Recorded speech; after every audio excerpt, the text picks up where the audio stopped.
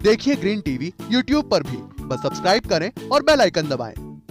नमस्कार, आप देख रहे हैं किसान बुलेटिन और मैं हूं आपके साथ प्राची तिवारी।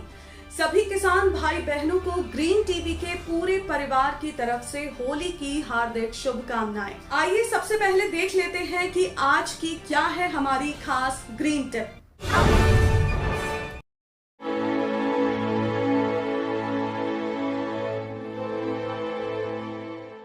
अंजीर की प्रजाति पर निर्भर करता है कि ये 8 माह बाद उपज देगी या 1.5 से 2 साल पर।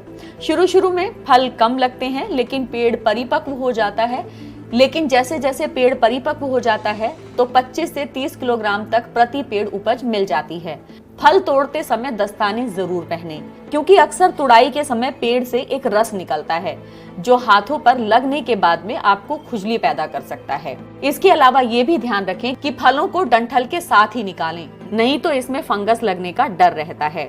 अंजीर के फलों की बाजार में अच्छी मांग रहती है। इसके फलों की ग्रेडिंग कर खुले बाजार में या फिर फ्रूट मंडी में बेचा जा सकता है। इसके अलावा एक छोटी सी प्रोसेसिंग करके बेचने पर अच्छी कीमत मिल जाती है।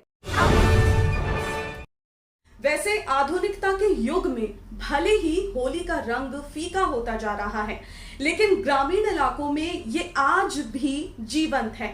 ग्रामीण अंचलों में होने वाली होली का अलग ही उत्साह देखने को मिलता है।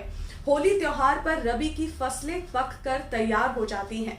होली एक ऐसा त्योहार है जो जब भी आता है अपने साथ खुशियां और रंगों की बौछार लेकर आता है। इस दिन लोग सारे गिले शिकवे भूलकर एक दूसरे को रंग लगाते हैं और मन की कड़वाहट को गुजिया की मिठास से भुला देते हैं। आज भी ग्रामीण इलाकों की होली शहरों की शोर शराबे वाली होली से कहीं ज्यादा अच्छी लगती है। गांव में गाए जाने वाले होली के गीत, गुजिया, शक्करपारे, रातों को होने वाली मंडलियां और एक साथ मिलकर पूरे गांव का होली खेलना आज भी पुरानी परंपराओं को जिंदा रखे हुए है। तो चलिए आज होली के मौके पर खबरों से हटकर हम आपको 3 ऐसे स्मार्ट किसानों के बारे में बताते हैं जिन्होंने पारंपरिक खेती से हटकर आधुनिक खेती को चुना और न सिर्फ अपनी जिंदगी बदली बल्कि अपने साथ कई और लोगों की जिंदगियों में भी रंग भर दिया। तो आइए नजर डालते हैं इन सफल युवा किसानों से जुड़ी आज की हेडलाइंस पर। खेती की तस्वीर बदल रहे युवा इंजीनियर किसान अभिषेक धामा रोजाना कर रहे हैं 5000 किलो सब्जियों का उत्पादन। भारतीय कृषि में बदलाव के वाहक बने पेशेवर युवा किसान अजय नाइक नए तरीकों के इस्तेमाल से कर रहे हैं बेहतर कमाई। फूलों की खेती ने बदल दी रणबीर सिंह की जिंदगी, अब कमाते हैं 70 लाख रुपए। धोती कुर्ता और पजामा पहने हुए, सिर पर टोपी या फिर गमछा बांधे किसान खेतों में काम करते नजर आए। ये परिदृश्य अब बदल रहा है, क्योंकि बुजुर्ग किसानों के बच्चे अब पढ़ लिख कर अपनी खेती को व्यवसाय में बदल रहे हैं। खेती के क्षेत्र में युवा तकनीक की मदद से काफी बदलाव ला रहे हैं। आज के समय में हमारे किसान परंपरागत खेती के साथ कुछ नया करना चाहते हैं, जिससे उन्हें तो लाभ मिल ही रहा है, साथ ही वो दूसरे किसानों के लिए भी प्रेरणा स्रोत बन रहे हैं। दिल्ली के पल्ला गांव के रहने वाले युवा किसान अभिषेक धामा भी एक ऐसे ही स्मार्ट किसान हैं।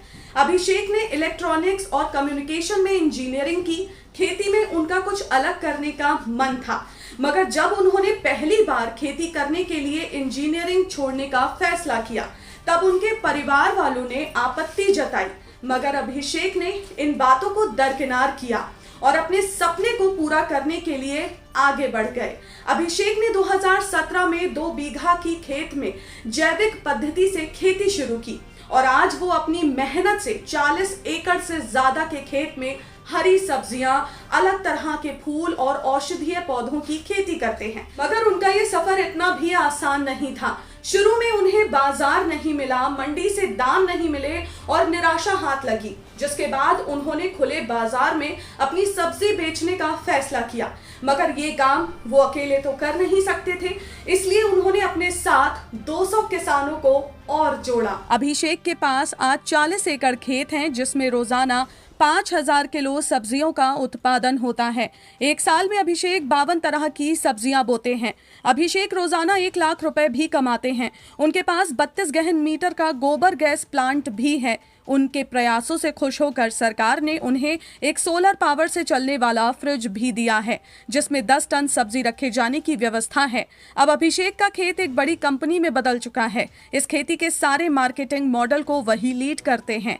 ये ऑनलाइन प्लेटफॉर्म को सब्जियां भी भेजते हैं, जहां से रोजाना ही इन्हें हाथ के हाथ पेमेंट मिल जाता है। इसके अलावा अभिषेक 40 तरह की सब्जियां एक दिन में सप्लाई करते हैं। अभिषेक राजधानी दिल्ली में युवा प्रगतिशील किसान के तौर पर कई बार सम्मानित भी हो चुके हैं। अभिषेक के बारे में आप और भी ज्यादा जान सकते हैं। उनकी सफलता की कहानी को आप और भी करीब से देख सकते हैं, क्योंकि जल्द ही अभिषेक की पूरी कहानी हम आपको दिखाएंगे ग्रीन टीवी पर। देश भर के कई युवा पेशेवर नियमित कॉर्पोरेट जॉब और एसी ऑफिस को छोड़कर अब खेती को अपना रहे हैं। ये शहरी युवा किसान अपनी मेहनत और लगन से घाटे का सौदा कही जाने वाली खेती को मुनाफे में बदलकर सफलता की नई लकीर भी खींच रहे हैं। तो दूसरी कहानी है गोवा की।